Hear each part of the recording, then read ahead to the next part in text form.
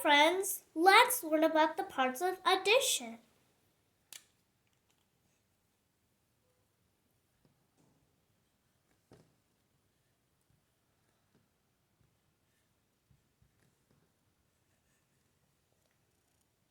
The numbers you add are called addends. The answer you get is called the total or sum. 2 and 7 are addends. 9 is the total or sum.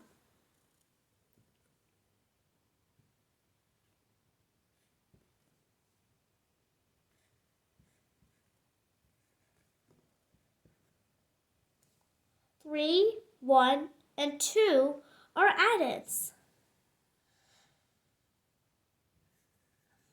6 is the total or sum.